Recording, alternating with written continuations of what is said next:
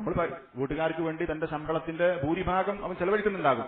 പക്ഷേ വീട്ടുകാർക്ക് വേണ്ടി എന്തെങ്കിലും വാങ്ങിക്കൊടുക്കുമ്പോ, അവർക്ക് ഭക്ഷണം കൊടുക്കുമ്പോ, അല്ലെങ്കിൽ വസ്ത്രം വാങ്ങിക്കൊടുക്കുമ്പോ, എന്ത് ചെലവാക്കുമ്പോഴും ഇതൊരു നന്മ ചെയ്യുന്നതാണ് എന്ന ബോധം പല ആളുകൾക്കും ഉണ്ടാകാറില്ല. എന്നാൽ വലൗ ജാഅഹു മിസ്കീനുൻ, ഒരു സാധു വന്നു അദ്ദേഹത്തിന്റെ അടുത്തേക്ക്, വഅഅതാഹു റിയാലൻ വാഹിദൻ, ഒരു റിയാൽ ആ മനുഷ്യന് കൊടുത്താൽ യശ്ഉറു ബിഅന്നഹു മുതഖർരിബുൻ ഇലല്ലാഹി ബിഹാദിഹി സദഖ, അപ്പൊ അവന്റെ മനസ്സിൽ അവൻ നിയ്യത്ത് വെക്കും, ഒരു റിയാൽ കൊടുക്കണമെങ്കിൽ പോലും അവന് ഒരു തോന്നലുണ്ടാകും, ഞാനതൊരു നന്മയാണ് ചെയ്യുന്നത്. എന്നാൽ വീട്ടുകാർക്ക് വേണ്ടി ആയിരങ്ങൾ ചെലവാക്കുന്നുണ്ടാകും, പക്ഷേ അവന്റെ മനസ്സിലൊരു ചിന്തയുമില്ല.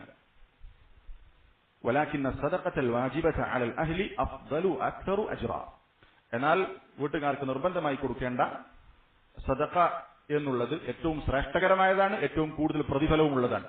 അപ്പൊ നമ്മുടെ വീട്ടിലേക്ക് മീൻ വാങ്ങുമ്പോൾ ഡെയിലി ഇങ്ങനെയുള്ള സാധനങ്ങൾ നമ്മൾ വാങ്ങുന്നുണ്ടാവും, പക്ഷെ നമുക്കൊരു നന്മ ചെയ്യുകയാണ് എന്നൊരു ഫീലിംഗ് വരുന്നില്ല.